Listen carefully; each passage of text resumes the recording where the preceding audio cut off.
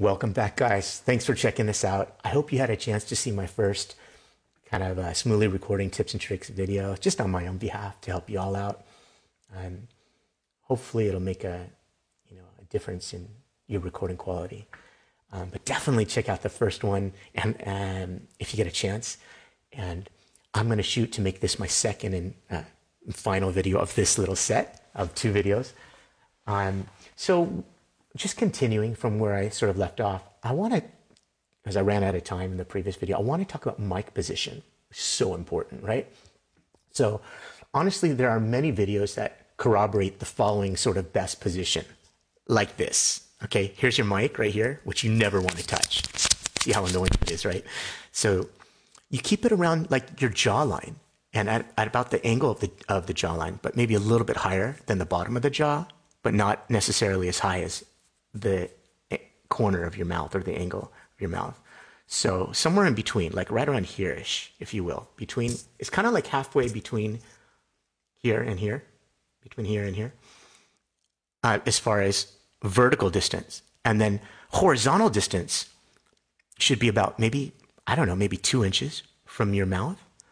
And the angle again, maybe kind of like a jawline angle. So a little bit of an angle like that.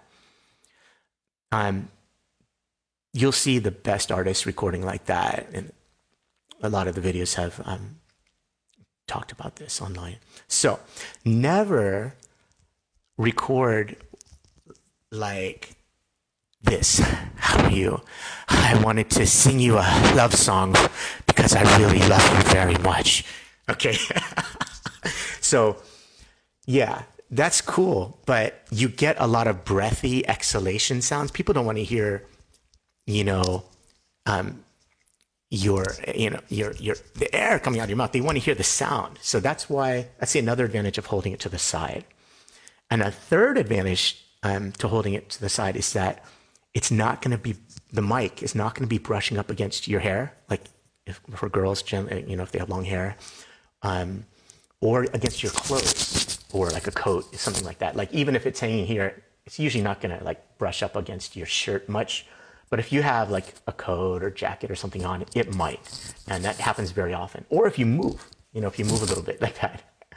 So in fact, you'll notice on maybe almost all of my videos, I actually hold them out like this. As you guys know, if you follow me or whatever, or you know me, or you're familiar with my videos, you know that I'm very expressive visually. I love to express myself on video and perform like this. So I often hold the earbuds away from my face because I don't want any motion to be picked up on. Like if I'm just bouncing around, whatever. I don't want that. I don't want you to hear that stuff. So I tend to hold it out. I don't know why I hold the other one out, but sometimes I just do it for, I don't know, maybe artistic reasons. It feels more natural. And maybe it just is a reminder to me of my head position. But I always will hold this away from my face. And if I adjust my head, I will also adjust the position of these sometimes as well. But you could just do it with one, just adjusting, of course, like this, And some people, if they want to record at lower volumes, for example, a certain part of the song, like at the end when there's a trailing kind of diminuendo, is it? When the song starts to get softer, and it fades out. Well, you can certainly and should lower your voice as that happens. I've seen some people actually distance this physically from their face as they do. So, anyways, that's not something that you're going to commonly use, but mic position is critical. Okay. Obviously, smoothly tip number 1, always make sure that you're listening with headphones and that especially that you're recording with headphones. Because if you're not, then you're going to be getting a lot of echoing. And the person that you're singing with, even if you don't notice it, that person will notice it. And everyone listening will hear it. They'll hear an echoing. And the reason that occurs is the track, in other words, if you're not using earbuds and you're just playing from your phone and recording into your phone, you'll have the echoing because your voice will record into will be picked up on the phone's mic at a different time than the track itself.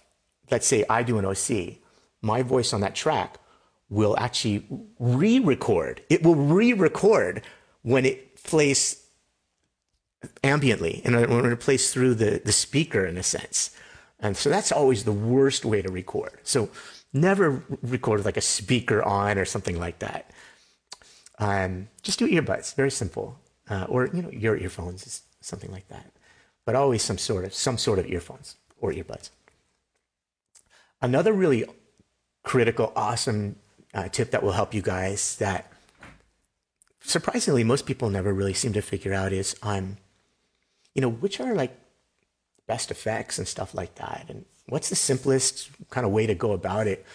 Honestly, if you talk to or follow most of the great singers here, the best settings, and also even in my own experience, are usually some combination within Super Studio or SS. I think maybe 90% of my recordings use Super Studio. So it just tends to be pretty powerful as far as your ability to find different environments using the combination of reverb and room effect and volume, of course. So so you'll notice in a lot of my recordings, not every, in some of them, but I used to do it all the time, I'll put a hashtag and I'll put SS25/37-6.0.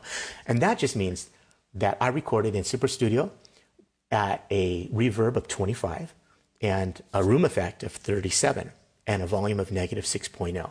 In case you want to try to match me, which is generally recommended. You'll see some of the better singers on particularly important recordings, they will put down their configuration, their recording configuration. So, but I don't do that as often as I probably should. I want to talk to you guys about volumes also, a really critical issue. I can tell you personally that I struggled with volume issues forever, like for 6 months maybe. And I've been here for 1 year now. So the first 6 months, I'm just to make a long story short, I think my volumes were just way too loud. Okay. And I think it's because like there was a number of issues, but like I was setting volumes during the recording instead of after the recording. So there's no point in adjusting your recording volume before or during the recording, even though you theoretically can by sliding that volume bar. Best to do this not just after the recording is done, that is in playback mode, but after you've also discovered your combination of reverb and room effect settings if you're using SS or Super Studio. So that's an important tip. But generally, importantly, you also want to match the volume or try to match the volume of the person with whom you're singing. I have a kind of funny, crazy tip. It's sort of random sounding, but and it'll be obvious to most people, I think. But if you guys may not know this, but like in comments, if someone writes something like "Thank you, loved your voice," never just respond, "You're welcome." Okay, or even if they say "Thank you for joining," etc., never just respond, "You're welcome," because you're not doing them a favor, of course. That's just kind of a little bit of humor and / tip combined. Finally, my final tip in the final 50 seconds, I have 2 critical tips. The most important is that when you're recording, set your phone to do not disturb so you don't get calls coming in, because those will crash or suspend your recording. If they doesn't crash it, it will suspend the recording. And then if you had your phone, like from my first video, if you're synced up with your alternate device and you're hearing the track on YouTube for the lyrical timing along with the Smoothie, as soon as that call comes in and you're suspended, those tracks and all that work you did pausing and pausing are going to go out of sync. Okay. So do not disturb. And Google Voice also set that to do not disturb. Finally, don't forget, always clear your cache before about 100 megabytes or you will crash every day. Good luck. Thank you for watching.